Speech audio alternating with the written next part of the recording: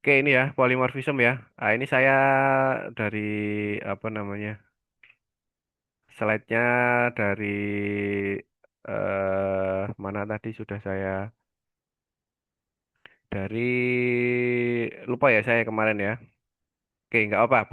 Pada prinsipnya kita mempelajari apa itu polymorphism ya, teman-teman. Oke, polymorphism itu intinya adalah dia suatu nah gini ya.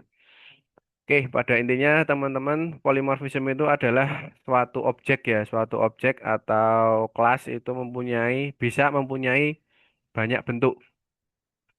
Jadi objek yang sama ya, mungkin diturunkan dari kelas yang sama, dia itu bisa mempunyai banyak bentuk. Banyak bentuk artinya bagaimana? Artinya dia nanti satu function itu ya itu bisa dimungkinkan untuk mengembalikan return yang berbeda, memungkinkan menerima parameter yang berbeda. Nah, itu prinsip polymorphism. Gitu ya, aksi atau tindakan yang mungkin secara prinsip sama namun prosesnya berbeda. Oke, dalam pemrograman, nah ini diartikan sebagai modul yang memiliki nama sama namun memiliki behavior yang berbeda. Sehingga listing code implementasinya juga berbeda. Nah, tadi yang saya sampaikan, mungkin metodenya sama, tetapi nanti apa namanya fungsinya akan berbeda. Sorry, metodenya sama, tetapi nanti mungkin parameter masukannya atau returnnya itu akan berbeda. Nah, contohnya ini ada bentuk gitu ya, parentnya bentuk, kemudian ada segitiga, lingkaran dan juga persegi panjang. Dia menginheritance ya atau mengextend ya tadi ya, mengextend dari bentuk. Nah, namun demikian di operasi hitung luas ini ya, operasi hitung luas ini nanti bisa berbagai bentuk ya. Nah, di sini contohnya hitung luas dengan memasukkan parameter S. Kemudian hitung luas dengan memasukkan parameter L. Di sini persegi panjang hitung luas dengan memasukkan dua parameter, yaitu apa namanya panjang persegi. Gitu ya. Ah, jadi nanti beda-beda ya. Walaupun nanti sama fungsinya namanya, tapi nanti behaviornya akan berbeda. Karena ini memasukkan parameter yang berbeda-beda. Seperti itu. Nah, ini secara definitif ada dua, static polymorphism dan juga dinamik ya. Eh, Bedanya pada cara membuat polymorphismnya. Nah, itu seperti apa kita lihat aja.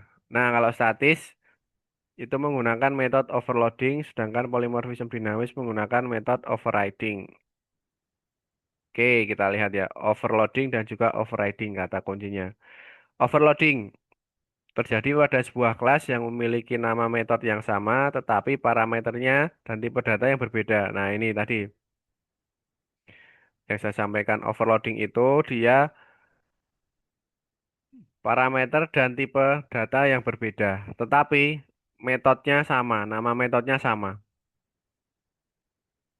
Nah, ini contohnya ya. Ada lingkaran ya. Lingkaran itu nanti ketika kita definisikan ya, kita memanggil luas, itu bisa kita menggunakan luas yang dengan jari-jari, bisa juga menggunakan luas yang diameter. Jadi dimungkinkan adanya dua metode yang sama ya namanya ya.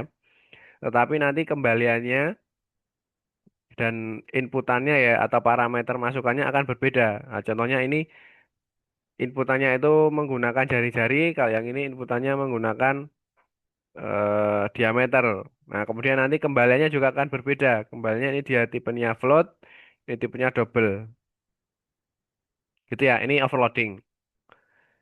Kalau polymorphism dinamis, eh, ini biasanya terjadi pada saat kita menggunakan pewarisan dan implementasi interface. Pada pewarisan kita bisa mewariskan atribut dan metode dari kelas induk ke kelas anak. Nah, kita lihat aja nanti maksudnya gimana.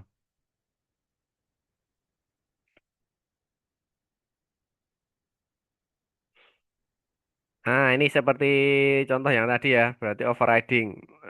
Itu seperti contohnya tadi, kita merubah metode yang sudah diwariskan.